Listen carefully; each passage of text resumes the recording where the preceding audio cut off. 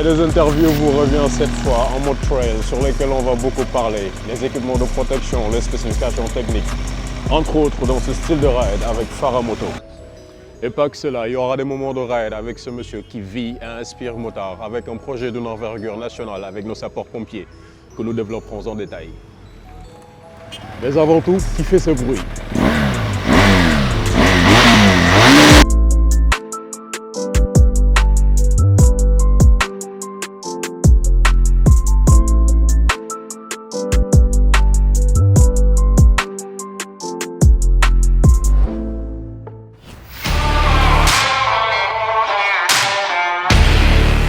Farah est un jeune Sénégalais comme vous, comme lui, un passionné de moto, président Riders sans frontières, un jeune passionné, tout court.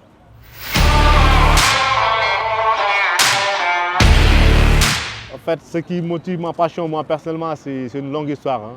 J'ai eu la chance de grandir dans une maison de motards. Comme on dit souvent, le motard ne se limite que rouler en moto. J'ai eu la chance de vivre avec des grands frères qui sont des motards et de vivre à côté des motards aussi. J'ai eu la chance de côtoyer pas mal de motards. Je crois que c'est là où est née la passion.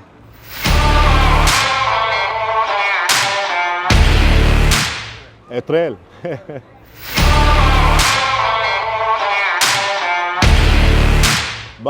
Tous ces trois gammes de motos-là, les sensations sont diversantes. Chaque moto a son histoire, comme on dit. Chaque moto a sa propre réaction, sa propre sensation. Mais moi, je suis plutôt GS que KTM ou Africa Twin. Et les sensations, si on devait en parler, on va passer toute la nuit ici.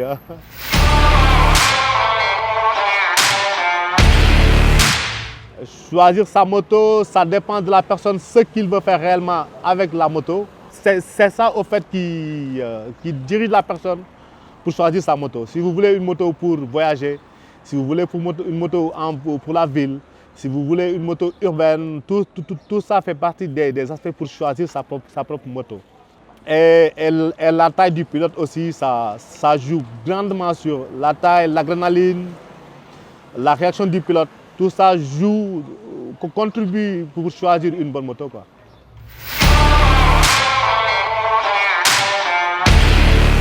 C'est tout simple. Il faut suivre correctement, comme il le faut, les conseils du concessionnaire. Parce que chaque moto a ses propres battements, comme vous le savez. Et tout type de moto, vous voyez des moteurs en ligne, des moteurs en boxer, des moteurs en V. Tous ces modèles de motos-là ne prennent pas, par exemple, les mêmes huiles. Il faudra mettre de la bonne huile conseillée par le concessionnaire et une bonne qualité de cartouche à huile, de ce qu'on appelle, ce que la plupart des mécaniciens oublient souvent, le flash moteur, pour mieux rincer le moteur. Il y a l'huile Ippon que vous connaissez, c'est bien. Ippon qui fait toute une gamme pour tout type de moto.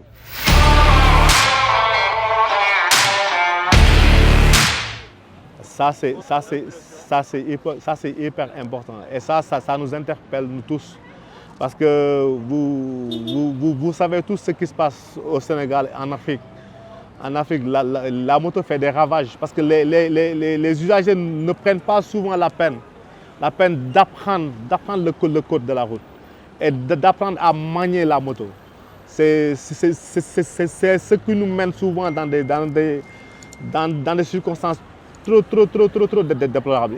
Il faut que nous tous, ça nous interpelle nous tous, à redoubler de sensibilisation vis-à-vis à nos jeunes frères et à la future génération. Parce que le code de la route, c'est hyper important. Moi, je me dis que c'est même la base de la pratique de la moto.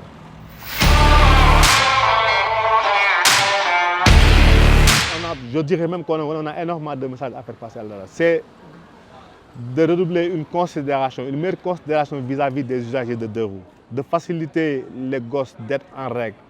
Parce que honnêtement, la nouvelle génération veut bien être en règle. Mais nous sommes tous témoins que être en règle au Sénégal, c'est trop difficile.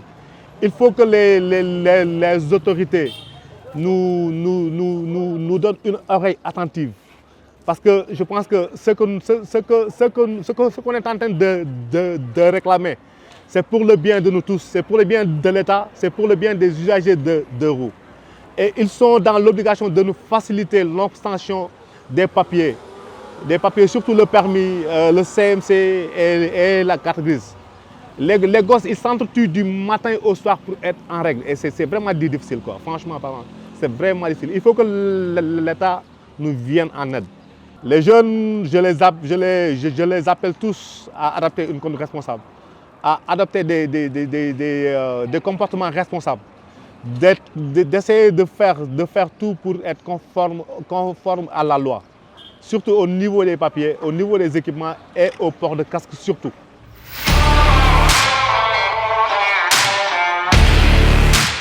Je dirais qu'il y a 3 personnes qui m'ont grandement inspiré. La première personne, je ne vais pas être loin, je vais nommer David Samb, Iba Ndiaye et Mamles Diallo. Franchement, ces 3 personnes-là ont grandement contribué dans ma vie de motard, quoi.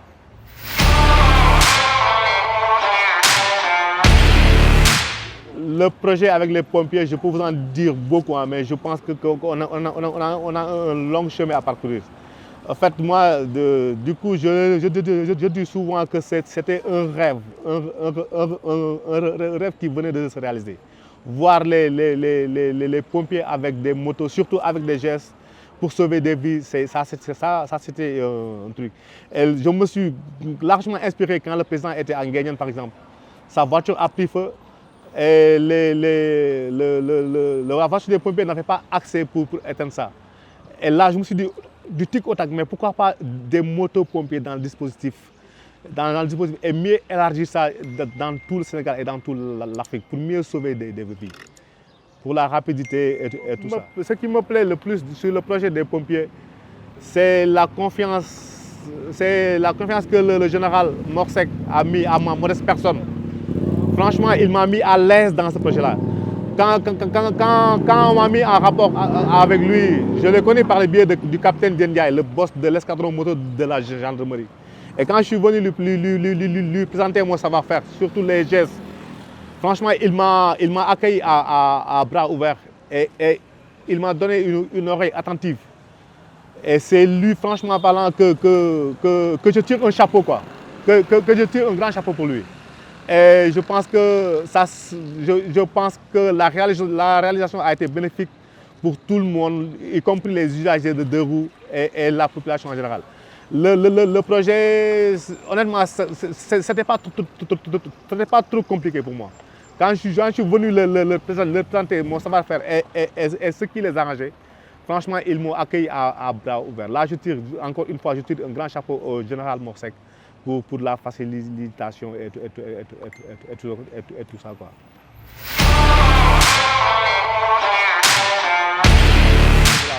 Comme je l'avais dit en début d'année, tous pour une conduite responsable, tous pour un comportement irréprochable.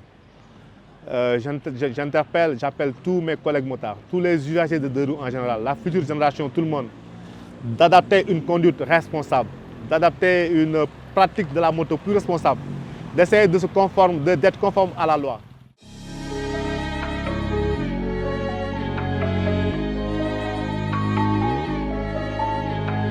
Purchase your tracks today.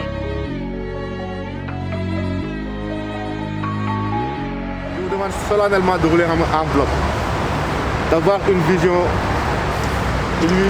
défensive.